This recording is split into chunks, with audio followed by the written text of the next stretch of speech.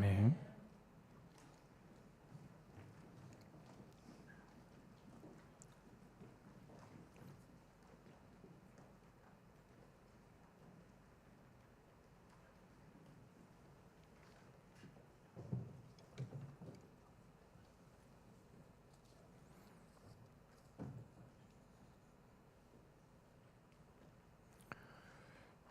짧은 저희들의 인생을 돌아볼 때에도 주님의 은혜였음을 하나님 앞에 찬송하고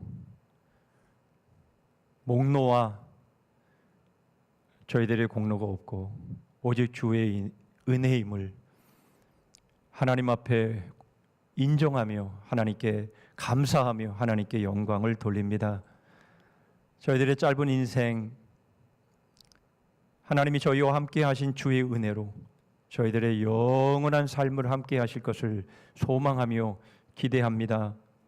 주님, 이 은혜 가운데 저희들이 첫 열매에 감사할 뿐만 아니라 저희들이 풍성하게 하나님 앞에 열매를 맺어 하나님 앞에 기쁨과 영광을 돌리는 그런 쓰임받는 승리하는 삶 살아갈 수 있도록 역사하여 주시옵소서. 베푸신 주의 은혜와 사랑에 감사해서 저희들의 마음을 물질에 담아 하나님 앞에 올립니다. 모든 것이 하나님의 것이며 하나님의 것으로 저희들에게 맡겨주셨음을 고백하여 수입의 11조를 드립니다.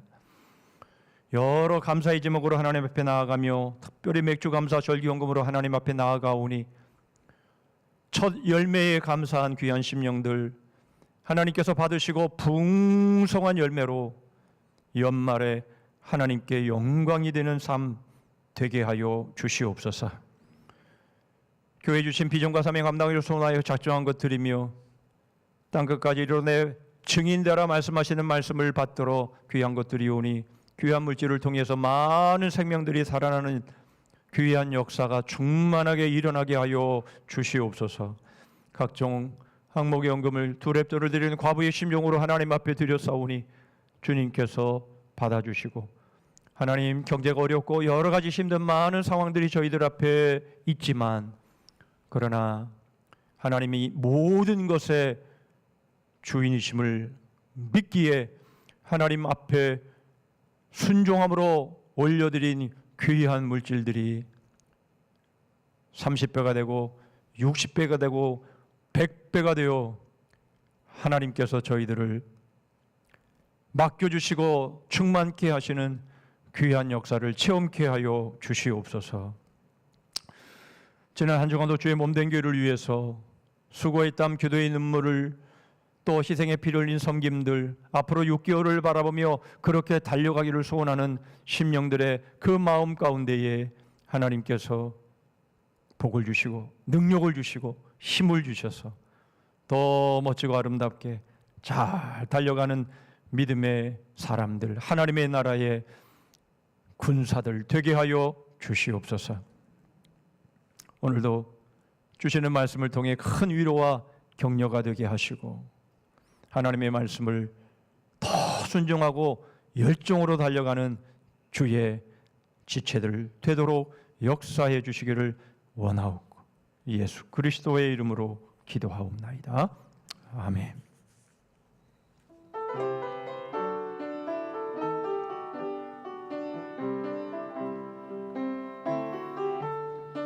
선한 일을 하다가 실망될 때도 선한 일을 하다가 화가 날 때도 하나님 주신 약속 붙들어요. 하나님 주신 시간을 기다려요. 선한 일엔 지혜롭게 악한 일엔 미련하게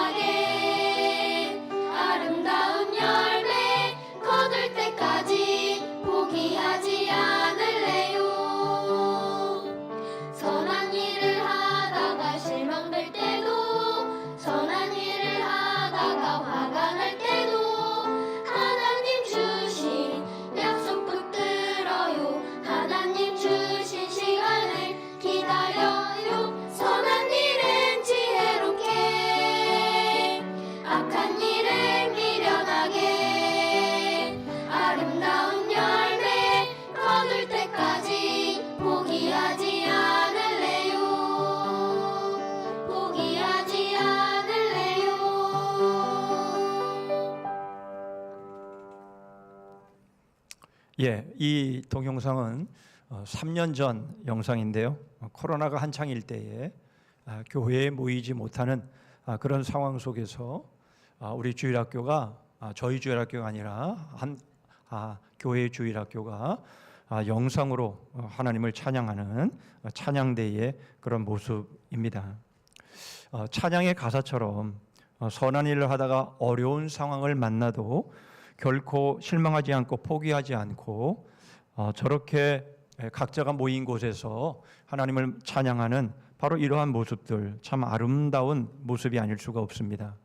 찬양의 가사와 또 저들의 삶이 일치하는 상황이라 찬양의 가사도 좋지만 저 장면 자체가 더욱 아름답게 느껴지는 것 사실이죠.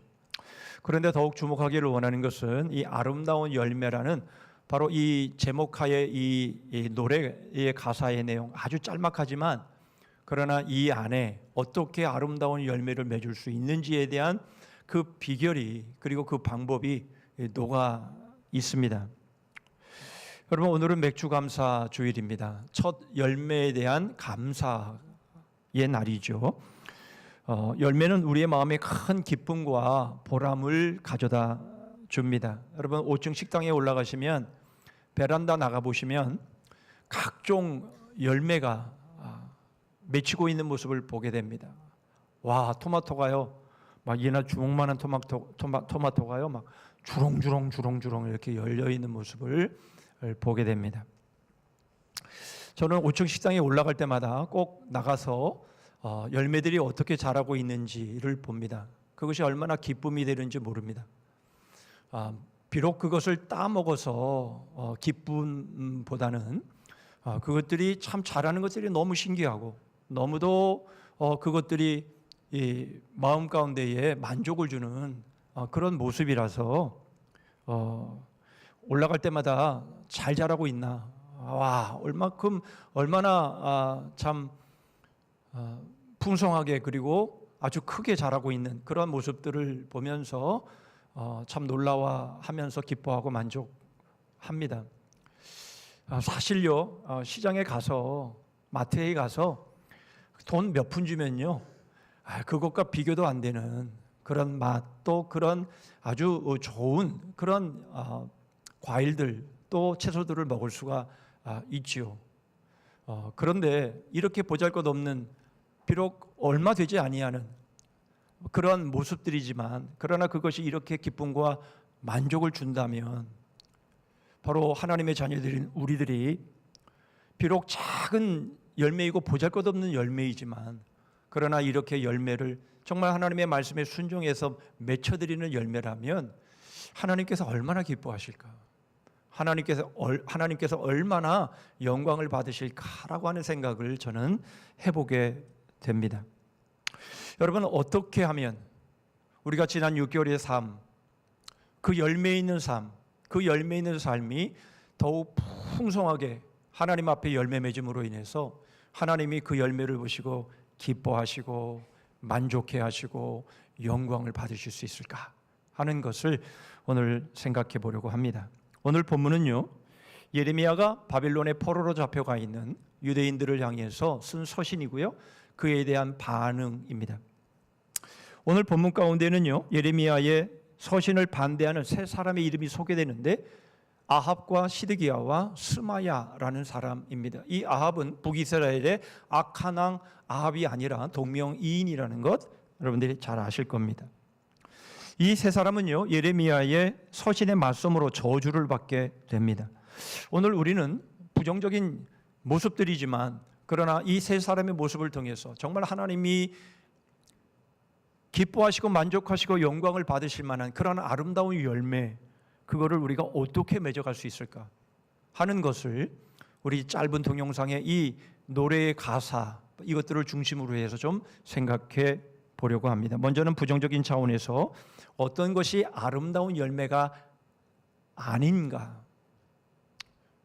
우리는 열매를 보면서 우리는 그 열매를, 그것이 풍성하고 크면 그것이 멋진 열매라고 생각하지만, 그러나 그게 전부가 아니다라는 것이죠.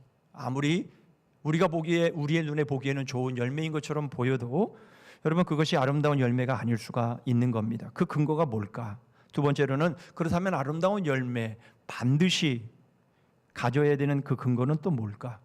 마지막으로는 바로 이 아름다운 열매, 바로 이 합당한 삶은 무엇이며 어떻게 해야 이런 아름다운 열매를 맺을 수 있을까 하는 것을 살펴보시죠.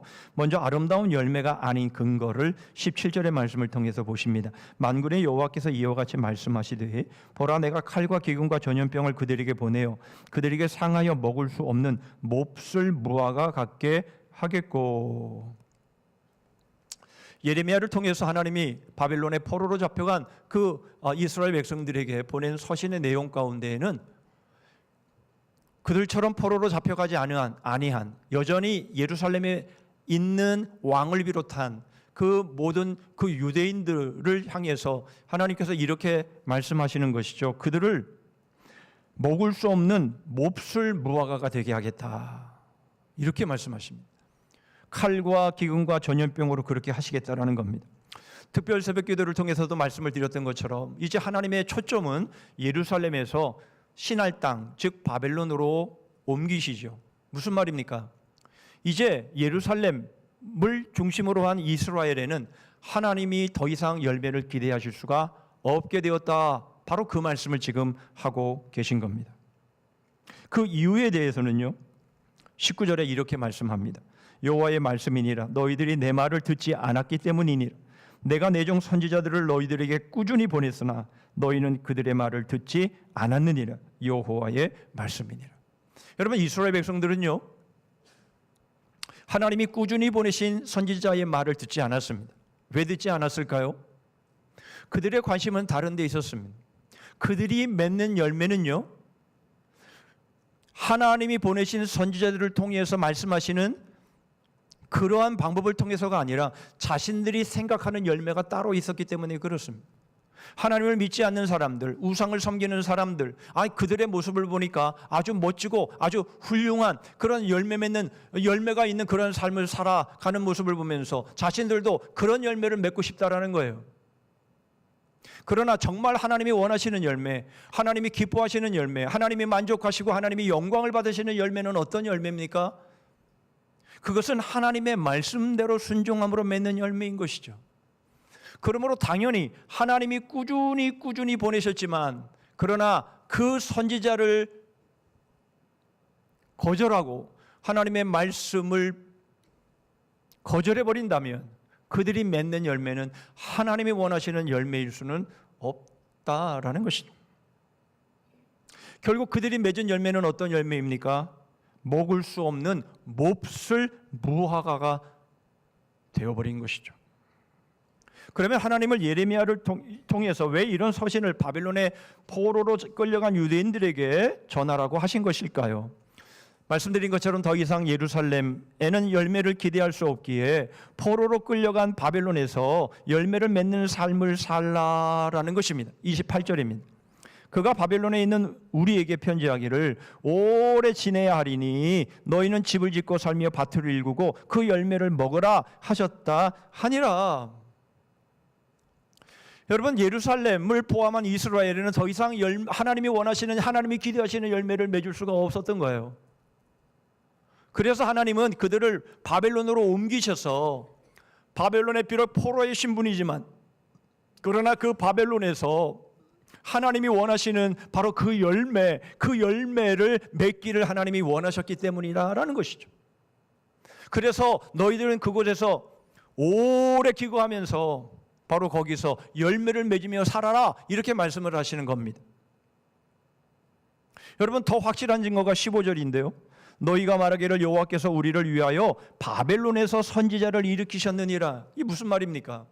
바로 하나님은 바벨론에, 바로 그곳에 하나님의 선지자를 세우셔서 하나님의 말씀을 청종케 하시고 그 말씀에 순종해서 하나님이 원하시는 바로 그 열매를 맺게 하시기 위함이다.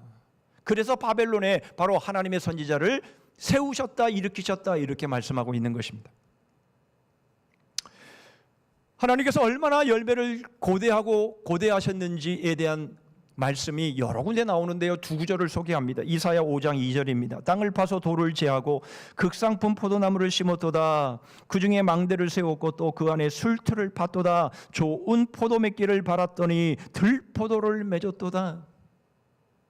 하나님께서 이스라엘 백성들을 통해서 하나님은 그들에게 가장 좋은 환경을 주셨고 모든 여건을 다 마련해 주셨는데, 그리고 그 묘종을 극상품으로 심었는데, 그런데 그들이 맺은 열매는 들포도였다. 먹지 못하는 들포도였다. 이렇게 말씀하고 있는 겁니다. 이사야 5장 7절입니다. 물은 만군의 여호와의 포도원은 이스라엘 족속이요 그가 기뻐하시는 나무는 유다 사람이라. 그들에게 정의를 바라셨더니 도리어 포악이요 그들에게 공의를 바라셨더니 도리어 부르짖음이었도다. 하나님은 이스라엘 백성들을 바로 열매 맺는 포도나무로, 무화과로 그렇게 하나님은 세우셨지만, 그러나 하나님께서 기대하셨던 정의, 공의는 행하지 아니하고 오히려 포악과 원망의 부르짖음이 아우성치는 그런 세상으로 만들어 버렸다. 그렇게 말씀하고 있는 것이죠. 사실 하나님은 여러 번 기회를 주셨습니다. 바로 북이스라엘과 남유다로 나뉘어졌을 때에 북이스라엘은 마지막 순간에 아수르에 의해서 정복당하고 완전히 흩어져 버렸지만, 그러나 그 위기의 순간에 하나님은 기적적인 방법을 통해서 18만 5천 명을 한순간에 죽이심으로 인해서 남유다 예루살렘이 망하지 않도록 하나님은 지켜주셨죠. 뿐만 아니라 하나님은 비록 바벨론에 의해서 3차에 이르는 포로의 시간들을 갖게 하셨지만, 여러분 이 3차의 포로의 시간이 의미하는 바가 무엇일까요? 바로 1차, 2차, 3차의 이러한 점령을 당하는 상황 속에서라도 하나님께 돌이키고 하나님께 돌아오고 하나님이 원하시는 열매를 맺기를 하나님은 원하셨던 것이죠. 예레미야 18장 11절입니다. 그러므로 이제 너는 유다 사람들과 예루살렘 주민들에게 말하여 이르기를, 여호와의 말씀에 보라, 내가 너희에게 재앙을 내리며 계책을 세워 너희를 치려하노니 너희는 각기 악한 길에서 돌이키며 너희의 길과 행위를 아름답게 하라 하셨다. 그런 위기 속에서도 하나님은 계속해서 기다리시고 참으시고 또 회개하고 돌이키기를 말씀하시지만, 그러나 그들은 끝내 돌이키지 않았습니다. 오히려 그들은 하나님이 보내시는 선지자들을 맞섰고 그리고 그들을 핍박했습니다. 먼저 그 대표적인 사람을 소개하는데요, 아합과 시드기야입니다. 참 이 아합이라는 이름은 참 좋지 않은 것 같아요. 북이스라엘의 가장 악한 왕이 아합 아니었습니까? 그런데 바로 이 동명이인인 또 다른 아합이 역시 마찬가지로 하나님의 말씀에 맞서고 있는 모습을 보게 돼요. 여러분 이 아합에서 한 자만 더 붙이면 야합이 되죠. 요 아합과는 좀, 이 아합이라는 단어와는 좀 가까이 가지 않는 게 좋을 것 같아요. 바로 이 아합과 시드기야에 대해서 하나님께서 이렇게 말씀하십니다. 21절입니다. 만군의 여호와 이스라엘의 하나님께서 골라야의 아들 아합과 마세야의 아들 시드기야에 대하여 이와 같이 말씀하시니라. 그들은 내 이름으로 너희에게 거짓을 예언한 자라. 보라, 내가 그들을 바벨론의 왕 느부갓네살의 손에 넘기리니 그가 너희 눈앞에서 그들을 죽일 것이라. 여러분 이 아합과 이 시드기야는요, 느부갓네살에 의해서 포로로 끌려가는 바로 그러한 상황 속에서 저주의 죽음을 죽게 되는데요, 그러한 모든 상황들을 보면 언제 이러한 일이 있었는지는 모르겠지만 바로 바벨론으로 포로로 끌려가는 모든 정황 속에서 일어났음을 보여주고 있습니다. 22절을 보시죠. 바벨론에 있는 유다의 모든 포로가 그들을 저주거리로 삼아서 이르기를, 여호와께서 너를 바벨론 왕이 불살라 죽인 시드기야와 아합 같게 하시기를 원하노라 하리니. 여러분 이 시드기야와 이 아합의 최후가 어떻게 됐는지를 보여주고 있습니다. 불태워 죽임을 당하는데 바로 그것이 끝이 아니라 바벨론의 포로로 잡혀간 사람들에게 있어서는 시드기야와 아합처럼 된다라는 것은 바로 저주거리의 상징이었다라는 것을 말해주고 있는 것이죠. 그런데 그들의 문제가 도대체 무엇이었기에 이렇게 그 끝이 저주스러운 죽음으로 끝납니까? 23절입니다. 다시 한번 강조하시죠. 이는 그들이 이스라엘 중에서 어리석게 행하여 그 이웃의 아내와 간음하며 내가 그들에게 명령하지 아니한 거짓을 내 이름으로 말함이라. 나는 알고 있는 자로서 증인이니라. 여호와의 말씀이니라 하시니라. 하나님의 이름으로 거짓을 예언했을 뿐만 아니라 하나님이 보내시지도 않았는데 자신이 스스로 자신이 하나님의 말씀이다라고 하면서 하나님의 말씀을 선포했을 뿐만 아니라 그리고 이웃의 아내와 간음하면서 자신이 입으로 말하고 있는 그 하나님의 말씀과 전혀 맞지 않는 그런 삶을 살았다. 그렇게 말씀하고 있는 것이죠. 여러분, 이스라엘 백성들의 삶 전체가 사실 그러했지만 특히 이 시드기야와 아합의 모습이 그러했다라고 하는 것을 말씀하고 있는 겁니다. 여러분, 여기서 우리는 아름답지 못한 열매의 근거가 뭔지를 보게 됩니다. 그것은 바로 하나님의 말씀과 행함의 불일치입니다. 하나님의 말씀과 그에 따르는 삶은 반드시 일치해야 하고 일치할 수밖에 없습니다. 왜 그렇습니까? 바로 하나님이 우리에게 주신 그 말씀이 진리이고 그 말씀이 생명이고 그 말씀이 모든 것이라고 믿는다면 여러분, 우리는 그 말씀대로 살아갈 수밖에 없는 것이죠. 그 말씀을 믿지 않기 때문에 바로 그 말씀이 하나님의 말씀이 생명이고 그게 바로 진리고 그게 전부라고 믿지 않기 때문에 결국은 그에 상응하지 않는 그런 윤리적으로 또 하지 말아야 할 바로 그러한 일들을 거부 없이 행하게 되는 것인 것이죠. 여러분, 하나님의 말씀이 진짜라면 그것을 그렇게 믿는다면 여러분, 우리들의 삶 역시 그 말씀에 순종할 수밖에 없는 겁니다. 그러나 여러분, 바로 이스라엘 백성들은요, 시드기야와 아합이 대표적으로 보여주는 것처럼 믿음과 삶이 일치하지 않았습니다. 믿음과 행위가 전혀 맞지 않았습니다. 이사야 1장 15절로 17절입니다. 너희가 손을 펼 때에 내가 내 눈을 너희에게서 가리고 너희가 많이 기도할지라도 내가 듣지 아니하리니 이는 너희의 손에 피가 가득함이라. 너희는 스스로 씻으며 스스로 깨끗하게 하여 내 목전에서 너희 악한 행실을 버리며 행악을 그치고 선행을 배우며 정의를 구하며 학대받는 자를 도와주며 고아를 위하여 신원하며 과부를 위하여 변호하라 하셨느니라. 하나님의 말씀을 듣는 것처럼 보입니다. 하나님을 경외하는 것처럼 보입니다. 그러나 그 삶은 전혀 그렇지 않았습니다. 과부를 학대합니다. 고아를 더욱 억울하게 만듭니다. 저들을 신원해주고 저들을 변호해 줘야 함에도 불구하고 그러나 오히려 그들을 더 압박하고 오히려 그들을 더 착취하면서 자신들의 이익을 추구하는 그러한 모습들을 보이고 있었더라라는 겁니다. 하나님의 말씀과 우리의 삶이 일치하지 않는다면 여러분, 그것은 아름다운 열매일 수 없습니다. 지난 6개월의 삶을 우리가 돌아보면서 여러분, 우리가 하나님의 말씀대로 순종한 삶이었다면 그것이 아무리 작고 보잘것이 없는 것일지라도 여러분, 그러나 그 열매는 하나님께 기쁨이 되고 하나님께 만족이 되고 하나님께 영광이 됩니다.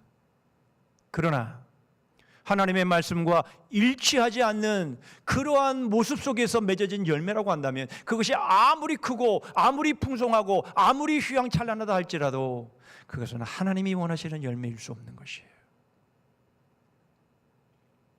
하나님이 원하시는, 하나님이 만족하고 하나님이 기뻐하시고 하나님이 영광을 받으시는 열매는 그 아름다운 열매는 하나님의 말씀과 우리의 삶이 일치할 때 맺어지는 열매임을 믿으실 수 있기를 바랍니다. 두 번째로 그렇다면 아름다운 열매의 근거를 보시죠. 26절과 27절입니다. 여호와께서 너를 제사장 여호야다를 대신하여 제사장을 삼아 여호와의 성전 감독자로 세우시면 모든 미친 자와 선지자 노릇을 하는 자들을 목에 씌우는 나무고랑과 목에 씌우는 쇠고랑을 채우게 하심이오늘 이제 내가 어찌하여 너희 중에 선지자 노릇을 하는 아나돗 사람 예레미야를 책망하지 아니하느냐. 여러분, 두 번째 사람 스마야를 소개합니다. 이 사람은 예레미야 서신의 답장으로 예루살렘에 있는 모든 사람들과 특히 제사장들에게 서신을 보내는데요. 그 서신의 요지가 이렇습니다. 미친 선지자 예레미야를 방치해서 말도 안 되는 서신을 보내게 하고 있다. 너희들은 직무유기를 하고 있는 것이다. 이렇게 서신을 보내고 있는 겁니다. 도대체 예레미야가 어떤 서신을 보냈기 때문입니까? 다시 한번 28절을 보시죠. 그가 바벨론에 있는 우리에게 편지하기를 오래 지내야 하리니 너희는 집을 짓고 살며 밭을 일구고 그 열매를 먹으라 하셨다 하니라. 이 말씀을 이 서신을 통해서 듣고는 이 스마야가 예레미야를 향해서 뭐라고 말합니까? 선지자 노릇을 하면서 미친 모습을 보인 그 예레미야를 어찌하여 그냥 두느냐, 착고에 채우든지 그 입을 봉하든지 어떻게든 해야지 제사장 된 너희들이 그래서 그 자리에 있는 것 아니냐, 이런 말을 지금 하고 있는 겁니다. 선지자도 아니고 미쳐서 선지자 노릇을 하는 자라. 여러분, 정말 예레미야가 그렇습니까? 여러분, 예레미야는 하나님의 말씀을 받아서 하나님의 말씀을 어떻게든지 저들이 듣고 회개하고 돌이키기를 원하며 뺨을 맞고 물 없는 구덩이에 던져지면서 온갖 고난을 받으면서도 하나님의 말씀을 전했던 선지자 아닙니까? 그런데 그를 향해 뭐라고 말합니까? 미쳤다, 미친 자다, 그렇게 말하고 있는 것이죠. 여러분, 우리는 지난 사도행전의 말씀을 통해서도 이 단어를 들은 적이 있습니다. 사도행전 26장 24절입니다. 바울이 이같이 변명하매 베스도가 크게 소리내어 이르되 바울아, 네가 미쳤도다. 네 학문이 너를 미치게 한다. 다메섹 도상에서 부활하신 예수님을 만난 그 간증을 지금 하고 있는데 이 총독 베스도가 바울을 향해 네가 미쳤도다, 이렇게 말을 하고 있는 것이 세상 사람들의 사고가 어떤지를 알 수 있는 대목이죠. 우리가 믿는 부활하신 주님을 그들은 말하기를 부활하신 주님을 믿는다라고 말하면 너네가 도대체 미쳤구나, 너네들이 도대체 정신이 있는 거야 없는 거야, 이렇게 반응하는 모습을 보여주고 있는 것이죠.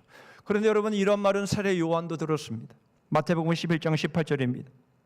요한이 와서 먹지도 않고 마시지도 아니하며 그들이 말하기를 귀신이 들렸다 하더니, 자신들이 원하는 말을 하지 않으면, 자신들이 원하는 그런 모습을 보여주지 않으면 이들은 다 한결같이 미쳤다, 귀신 들렸다, 이렇게 말하고 있는 것을 보게 됩니다. 여러분, 예수님도 그런 말씀을 들었습니다. 요한복음 10장 20절입니다. 그 중에 많은 사람이 말하되 그가 귀신 들려 미쳤거늘 어찌하여 그 말을 듣느냐. 하나님이 보내신 아들을 포함하여 하나님이 보내신 참 선지자들을 향해 미쳤다라고 한다면, 여러분, 우리는 그 말씀이 진리요, 그 말씀이 하나님의 말씀으로 믿는 우리들 역시 마찬가지로 미쳤다라는 말을 들어야 하는 것이죠. 고린도후서 5장 13절입니다. 우리가 만일 미쳤어도 하나님을 위한 것이요 정신이 온전하여도 너희를 위한 것이니. 사랑하는 성도 여러분, 우리의 지난 6개월을 돌아보면서 우리는 한 번이라도 와, 쟤는 예수에 미쳤어, 쟤는 교회에 미쳤어, 이런 말을 한 번이라도 들어본 적이 있나요?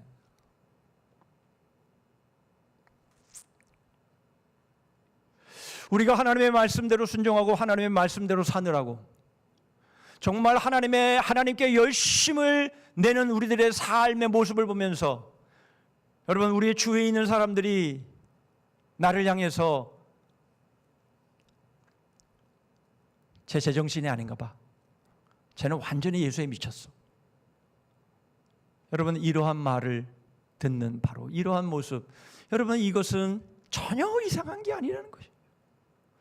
우리 주님도 그런 말씀을 들었고요, 세례 요한도 그런 말을 들었고요, 사도 바울도 그런 말을 들었고요, 그리고 예레미야도 그런 말을 들었다면 여러분, 바로 우리들도 그런 말을 듣는 것은 전혀 이상한 것이 아니. 여러분, 이쯤에서 우리가 본 짧은 동영상의 가사를 다시 한번 음미해 볼 필요가 있습니다. 선한 일엔 지혜롭고 악한 일엔 미련하게. 바로 이런 삶을 포기하지 않을 때 비로소 아름다운 열매를 맺는다고 우리 어린 아이들이 그렇게 찬송하고 노래하듯이 말이죠. 여러분, 이 말씀은요, 고린도전서 1장 23절과 24절의 말씀과 연결이 됩니다. 그 이전에 고린도전서 14장 20절과 연결이 됩니다. 형제들아, 지혜에는 아이가 되지 말고 악에는 어린 아이가 되라. 지혜에는 장성한 사람이 되라. 이렇게 말씀하시는 것이죠. 여러분, 지난 6개월이 그러했습니까? 우리는 정말 악에 대해서는, 죄에 대해서는 우리가 어린 아이처럼, 여러분, 바로 그렇게 우리는 무지한 그런 삶을 살았습니까? 뿐만 아니라 고린도전서 1장 23절 24절의 말씀입니다. 우리는 십자가에 못 박힌 그리스도를 전하니 유대인에게는 거리끼는 것이요 이방인에게는 미련한 것이로되 오직 부르심을 받은 자들에게는 유대인이나 헬라인이나 그리스도는 하나님의 능력이요 하나님의 지혜이니라. 여러분, 바로 세상 사람들에게 있어서는, 복음을 모르는 사람들에게 있어서는 우리를 향해서 우리가 믿고 우리가 따르는 십자가, 바로 그것은 미련한 것이다, 이렇게 우리를 향해서 손가락질을 하게 돼 있다는 것이에요. 여러분, 사실 그것은 약한 말이죠. 우리를 향해서 아유, 저 미련한 것들, 이렇게 말하는 것은 아주 약한 것입니다. 와, 쟤네는 제정신이 아니야. 와, 쟤네들은 정말 미쳤어. 여러분, 바로 이러한 말을 듣는 이유가 무엇입니까? 바로 하나님의 지혜인 그 십자가, 바로 그 복음, 바로 그것을 따라 살아가는 바로 우리들의 삶의 모습 때문 아닙니까? 그렇습니다. 아름다운 열매에 반드시 있어야 될 근거는 복음입니다.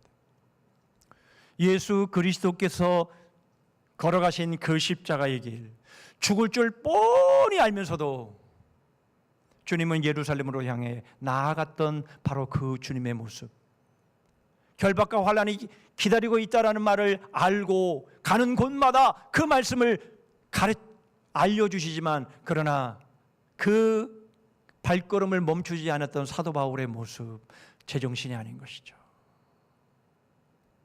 그 사명과 그 받은 하나님의 그 복음, 하나님의 그 말씀에 미치지 않고는 그렇게 할 수 없는 것이죠.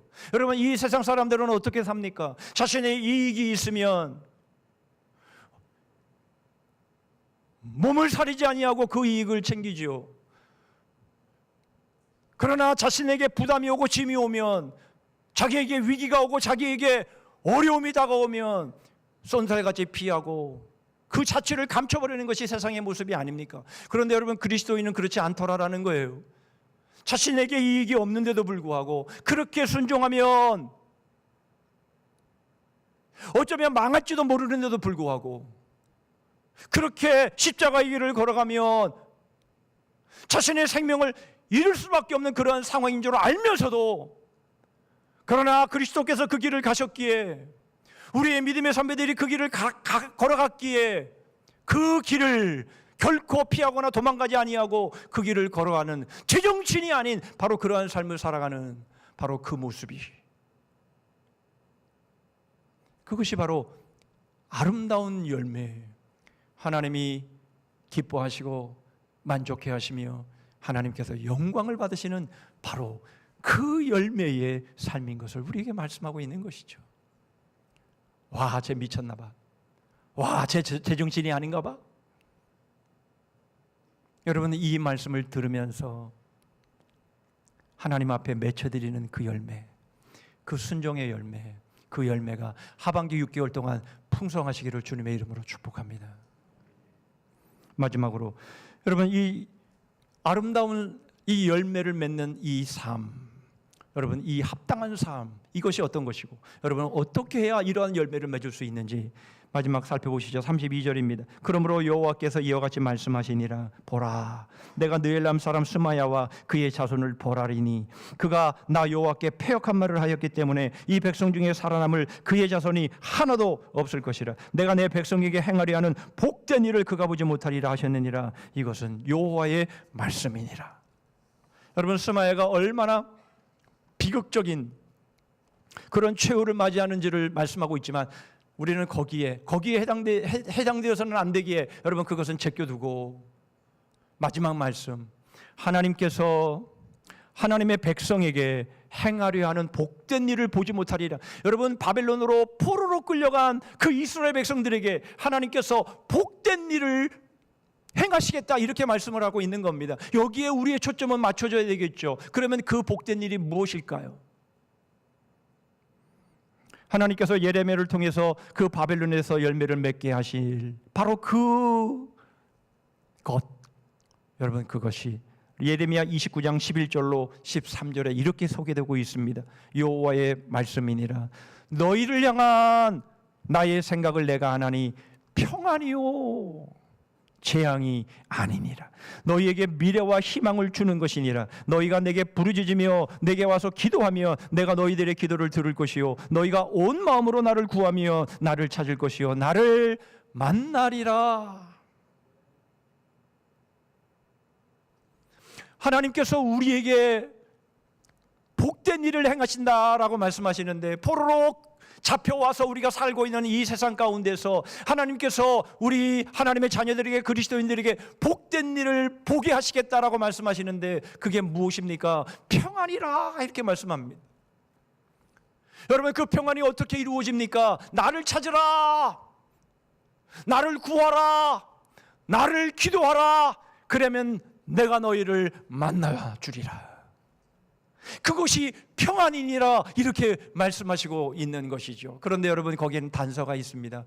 온 마음으로 이렇게 말씀합니다. 온 마음으로 전심으로 하나님을 찾으라라는 것이, 여러분, 온 마음이 무엇입니까? 전심이 무엇입니까? 100% 그 말이죠. 100%.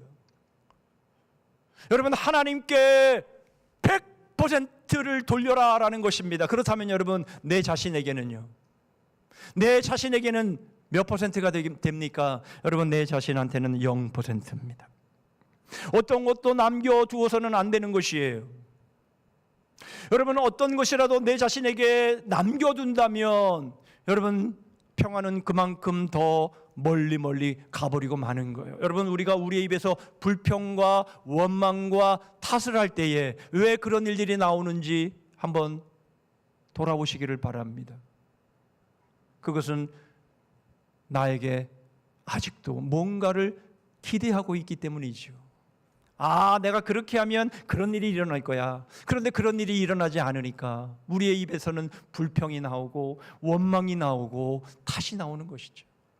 그러나 하나님께 100%를 다 돌려드리고 내 자신에게 0%를 둔다면 여러분, 비로소 우리의 심령 안에는 하나님의 평강으로 가득 찰 것입니다. 온 마음으로 하나님을 찾으면 하나님이 우리에게 세상이 줄 수 없는 평강을 우리에게 주심을, 내가 너희들에게 복된 일을 행하리라, 너희들이 그것을 볼 것이다. 이런 6개월이 되실 수 있기를 바랍니다. 여러분, 남은 6개월에 기대가 되십니까? 여러분, 여러분들이 하반기 6개월을 혹 기대한다면 아마 이렇게 기대하실지도 모르겠습니다. 아, 전망이 밝아. 아, 경제가 좋아질 거야. 경제가 회복될 거야. 의사당에서 저렇게 여야가 저렇게 막 싸우고 난리를 치지만 그러나 정치가 좋아질 거야. 그런 기미가 보여. 여러분, 이러면 우리가 6개월을 기대할 수 있는 걸까요? 아니면 반대로 안 봐도 뻔해. 기대할 게 없어. 하반기 6개월은 정말 아무것도 안 보이질 않아. 미래도 안 보여. 경제도 더 어려워질 것 같아. 정치 저것들 보니까 정말 가슴만 답답하고,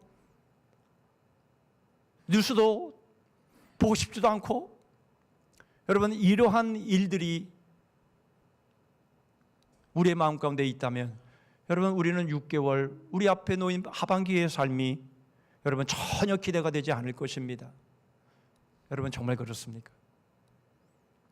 여러분, 우리의 앞에 있는 6개월이 뭐가 전망이 좋아 보이니까 기대가 되고, 전망이 안 보이니까 전혀 기대가 안 되고 걱정만 되고 그러십니까? 여러분, 다 틀렸습니다. 평안은 그런 것으로 주어지는 것이 아닌 것이죠. 온 마음으로 우리 하나님을 찾을 때 하나님은 우리에게 분명히 말씀하십니다. 내가 너희에게 복을 보여주리라. 여러분, 그 삶은 우리 하나님께 100%, 나에게는 0%. 나에게 기대를 걸면 걸수록 평안은 점차 멀어지겠지만, 그러나 나를 향한 기대를 0%로 낮출 때 하나님이 우리에게 주시는 평안은, 그 복은 성큼성큼 다가와서 비록 앞이 캄캄하게 보이는 앞날일지라도, 그러나 하나님은 우리에게 평안의 길로 인도하실 것을 바라보시면서 온 마음으로 우리 하나님을 기대하시고 우리 하나님을 찾으시는 그런 하반기가 되시기를 주님의 이름으로 축복합니다. 기도하겠습니다. 장로님들은 나오셔서 성찬 준비해 주시면 감사하겠습니다. 하나님 아버지, 감사합니다. 하나님께 순종함을 통해서 맺어진 이 열매들이 하반기 6개월 동안 더욱 풍성하게 맺어지기를 원합니다. 저희들이 심은 채소나 과일들이 자라고 풍성하게 열매 맺는 모습에 얼마나 기쁨이 있고 만족이 있는지 모르는데, 하나님, 저희들이 하나님의 말씀에 순종함을 통해서 맺어드리는 비록 작은 열매라 할지라도 그것이 하나님께 기쁨이 되고 하나님께 만족이 되고, 하나님은 그 열매를 찾고 기대하고 그것을 원하심을 저희들이 바라보며, 저희들의 마음 안에 저희 자신을 향한 기대를 0%로 하나님을 향한 저희들의 가난한 심령을 100%로 하나님을 향한 열심 때문에 제정신이 아니구나, 미쳤구나라는 말을 들어가면서 온전히 말씀과 삶을 일치시키는, 바로 멋지고 아름다운 열매를 풍성하게 맺는 하반기가 될 수 있도록 주님, 저에게 은혜를 베풀어 주시옵소서. 하나님, 이제 이러한 삶을 살기를 소원하면서 이제 성찬을 거행하기를 원합니다. 주님이 찢어주신 그 살, 주님이 흘려주신 피를 저희들이 먹고 마시면서 오직 주의 은혜로 하반기 6개월의 삶을 살아가겠노라 다짐하게 하시고, 저희들이 먹고 마시는 주님의 살과 이 피가 저희들의 자양분이 되고 저희들의 힘이 되고 저희들의 능력이 되고 저희들의 에너지가 됨을 통해서 이제는 저희의 이름 석자가 사는 것이 아니라 저희 안에 오직 우리 주님께서 역사하시는 그 삶을 살아내는 저희들 되게 하여 주시옵소서. 예수 그리스도의 이름으로 기도하옵나이다. 아멘.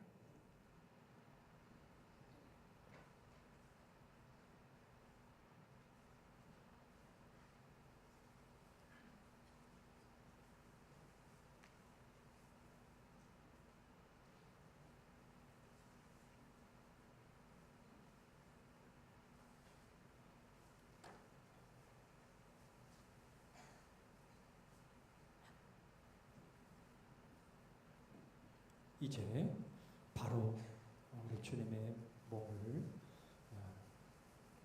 분별하도록 하겠습니다.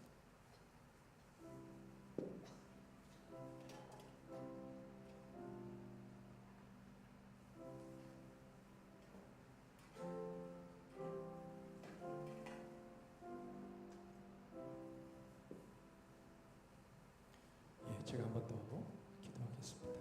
받아 먹으라, 이것은 내 몸이니라. 6월절 잔치 가운데에 십자가에서 달리셔서 살 찢어 주심으로 저희들에게 생명을 주시는 바로 그 의식을 행하심으로 저희들에게 생명을 주셨음을 보여주신 것처럼 이제 주의 살을 먹으며 주님이 저에게 주신 생명, 바로 그 생명에 충만하게 하시고 주님이 주시는 바로 그 힘으로 6개월을 달려가는 저희들의 승리하는 삶, 아름다운 열매 맺는 삶 살아갈 수 있게 하여 주시옵소서. 예수 그리스도의 이름으로 기도하옵나이다. 아멘.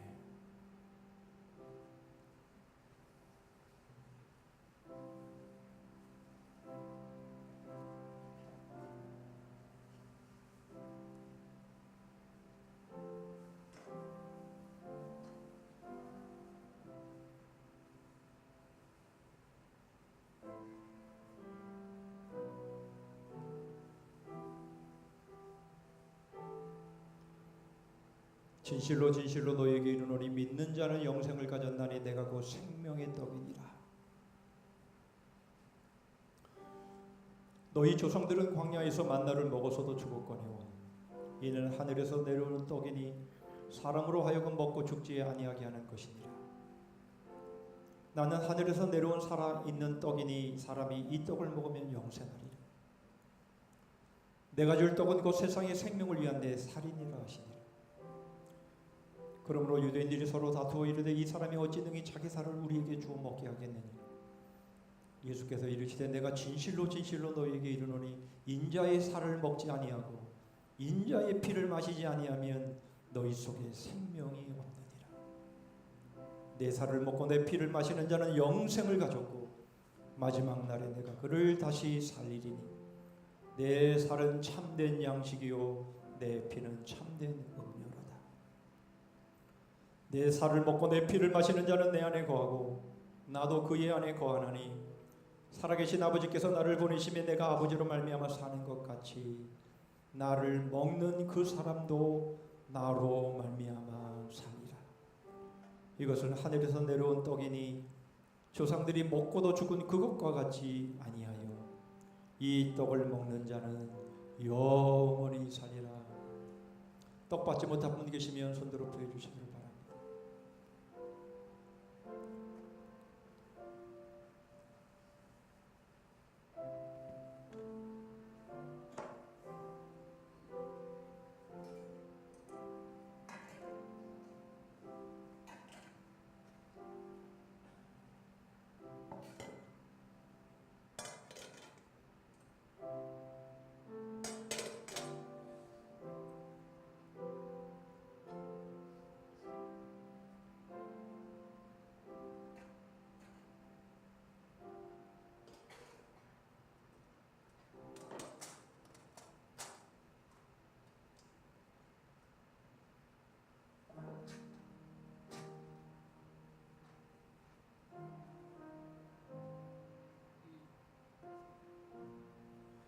이제 분잔합니다. 다시 한번 기도하시죠. 식후에 잔을 가지시고 축사하시며 이것은 너희를 위하여 흘리는 내 피니라. 십자가에서 물과 피를 다 쏟아주시며 저희들에게 모든 것을 부어주시 아끼지 아니하신 우리 주님의 그 사랑과 은혜를 이 시간 주의 잔을 받으며 깊이 새기며 주께서 저희를 위해 그렇게 사랑하시며 위하신 것처럼 이제는 저희들이 주를 위해 그렇게 살아가는 6개월이 될 수 있도록 주님 함께 하시고 주님이 오시는 그날까지 주의 부활을 증거하는 저희들을 향하여 미쳤다 제정신이 아니라고 말할지라도 주님이 걸어가신 그 길 저에게 생명을 주신 이 길을 증거하는 저희들 되게 하여 주옵소서. 주어진 그 자리에서 그런 그리스도의 향기로 살아갈 수 있는 은혜를 주시옵소서. 예수 그리스도의 이름으로 기도하옵나이다. 아멘.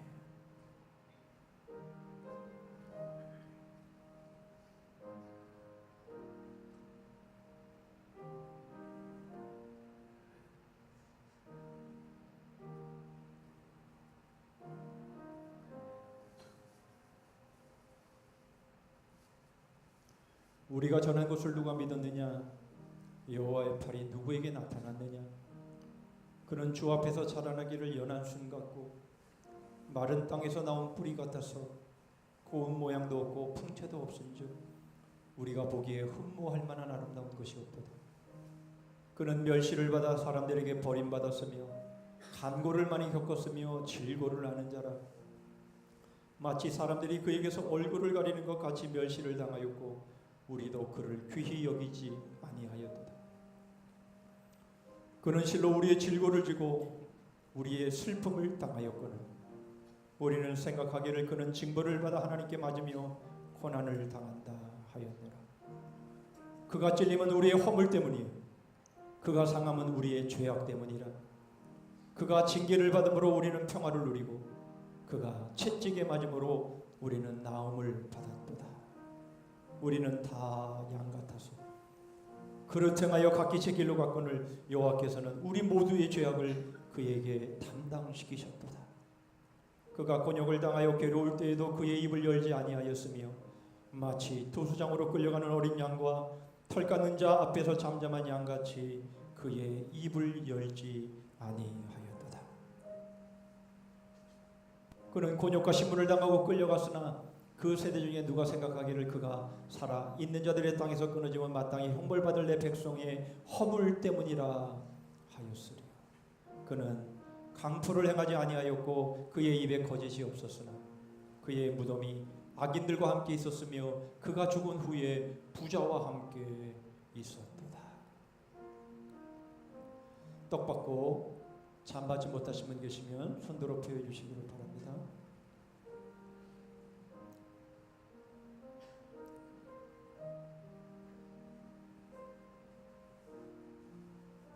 여호와께서 그에게 상함을 받게 하시기를 원하사 질고를 당하게 하셨은즉 그의 영혼을 속건제물로 드리기에 이르면 그가 씨를 보게 되며 그의 날은 길 것이요 또 그의 손으로 여호와께서 기뻐하시는 뜻을 성취하리로다.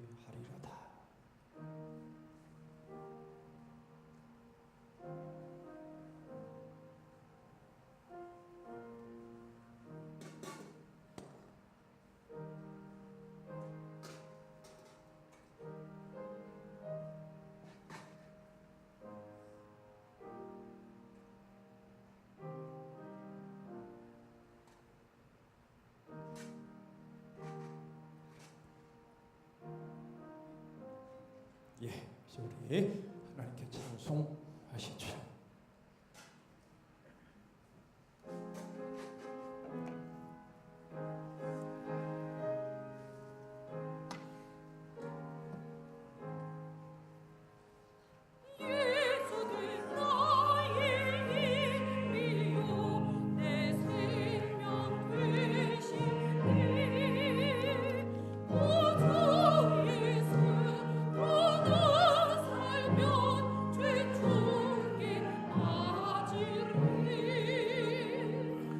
눈물이 앞을 가리고 내 맘에 근심 쌓일 때 위로하고 힘주시리 주 예수. 예수는 나의 힘이요 내 친구 되시니 그네를 간구하면 풍성히 받으리. 햇빛과 비를 주시니 주시할 곡식 많도다. 귀한 열매 주시는 주 주 예수 예수는 나의 힘이요 내 기쁨 되시니 그 명령을 준행하여 늘 충성하겠네 지하로 보호하시며 바른 길 가게 하시니 의지하고 따라가리 주 예수 예수는 나의 힘이요 내 소망 되시니 이 세상을 떠나갈 때 곧 영생 얻으리 한없는 복을 주시고 영원한 기쁨 주시니 나의 생명 나의 기쁨 주 예수 기도하십니다. 너희가 내게 부르짖으며 내게 와서 기도하면 내가 너희들의 기도를 들을 것이요 너희가 온 마음으로 나를 구하면 나를 찾을 것이요 나를 만나리라. 지금은 우리 구주 예수 그리스도의 은혜와 하나님 아버지의 다함이 없으신 사랑과 성령 하나님의 교통하심과 복주심과 끝까지 승리케 하심이 첫 열매를 통해 하나님 앞에 감사하는 심령들, 말씀과 삶이 순종함으로 일치함, 하나님을 복음을 위해 지정신이 아니라는 말을 들어가면서 그럼에도 불구하고 저희 자신에게는 0%를 오직 하나님께는 100%를 올려드리며 평안함으로 하반기 아름다운 열매를 하나님 앞에 맺혀드리기를 소원하며 다짐하는 머리 숙인 주의 심령들을 위해 가정과 일터 위에 민족과 우리 성산교회 그리고 열방 위에 이제로부터 영원토록 함께 하실지어다. 아멘.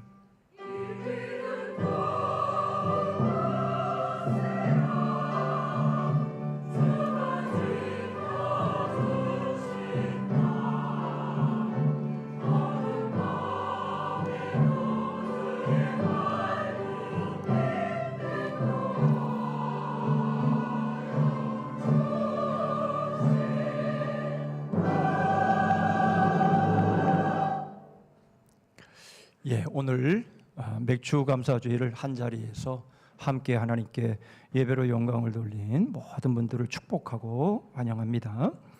몇 가지 교회 소식 나누겠습니다. 오늘은 맥주 감사주일입니다. 우리는 참 복되지요. 지난 6개월을 어떻게 살았는지 돌아볼 수 있는 기회가 되고 또 남은 6개월을 향해서 우리의 마음의 매무새를 우리가 단정히 하고 달려갈 수 있는 그런 시간이 그런 기회가 있다라는 것이 얼마나 복이 되는지 모릅니다. 남은 6개월도 멋지게 달려가실 수 있기를 바랍니다. 담임 목사 청빙 과정이 은혜 가운데 잘 진행이 되고 있습니다. 이제 5분이 선정이 되었고요. 이제 이번 토요일에 5분을 인터뷰하는 시간을 갖습니다. 그리고 이제 3분을 저희들이 선정해서 이제 설교하는 일들이 있을 텐데요. 이렇게 진행되는 과정 여러분들이 계속해서 기도해 주시기를 바라고요. 혹간 마음에 이렇게 하면 더 좋겠다라고 생각되신 부분들이 있다면 여러분들이 언제든지 단톡방에 들어오셔서 말씀을 남겨주실 수 있기를 바랍니다.